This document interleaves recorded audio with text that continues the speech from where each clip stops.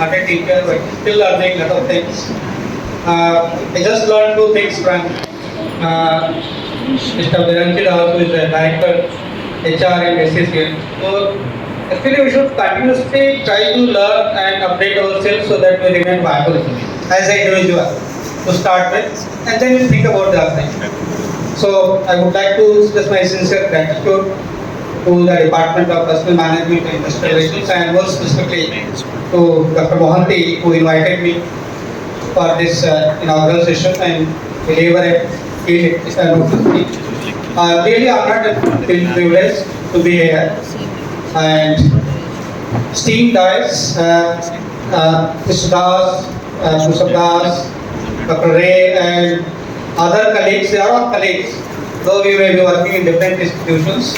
My budding HR managers who are in the process of becoming managers, research scholars, and everybody else.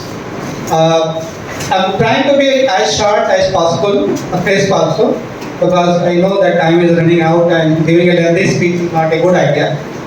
So, a topic which I actually decided to talk about is the same thing, the agility and how strategic HR can help to achieve competitive advantage. Some of the insights that Mr. Das has given, that yes, you have to be agile. What does it mean?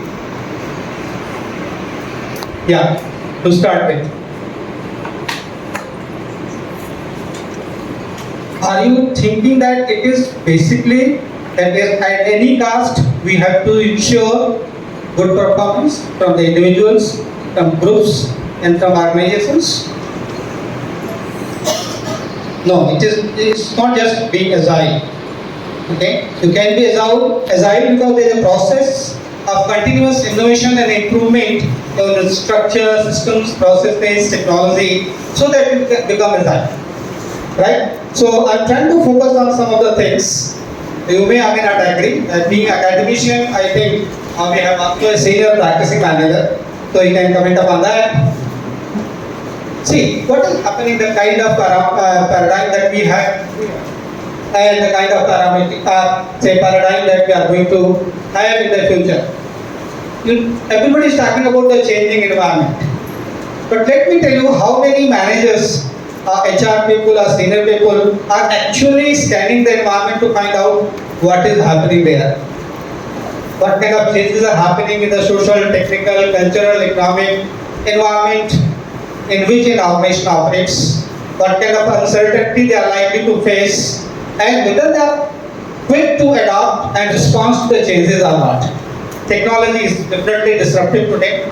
You can see how technology is changing our lives and organizations. Similarly, you can see that yes, a lot of digitization is going on. So how this digital transformation is happening, not only in the industry, but also in the field of HR. Today we are talking about smart HR. And they try to link it with the industry 4.0. So the new term that has been coined is smart HR 4.0. That how HR can be a performance-driven HR, right? What I mean to say is that when we talk about smart HR means that you are going to use technology to deliver HR services in the organization, right? But it also has its dark side. What is happening to the people? What kind of ethical, say, privacies that are being violated? Okay? People are working under tremendous pressure. You must have heard about a girl working with the company in Pune, and she committed suicide because there is a lot of pressure on her.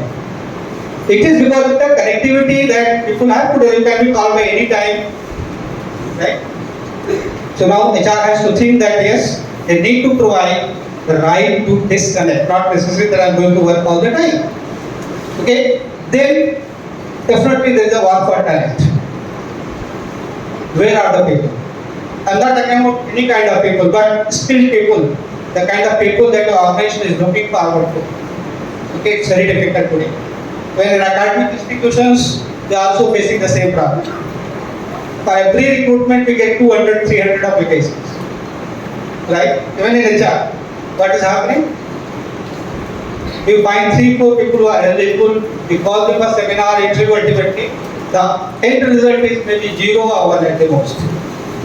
We are not getting people, and this is not only true for in one organization, but any kind of company.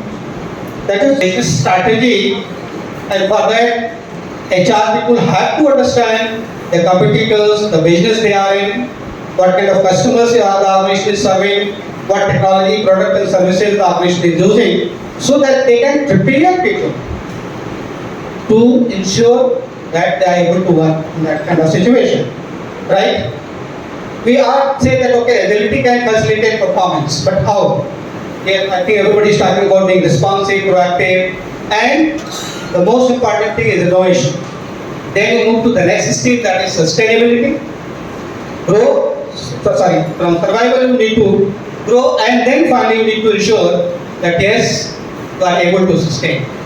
Okay, so you have to see that it is not only we talk about person job fit, that yes, you are qualified to do a job, but you also need to see whether the person can fulfill the requirement of the organization tomorrow, and that is where HR has to invest in people so that they are better prepared in terms of competencies which is required, so that they can face the challenges which may be a result of the environment. So the role of HR is to empower people, to develop their capability, so that they are able to grow and sustain.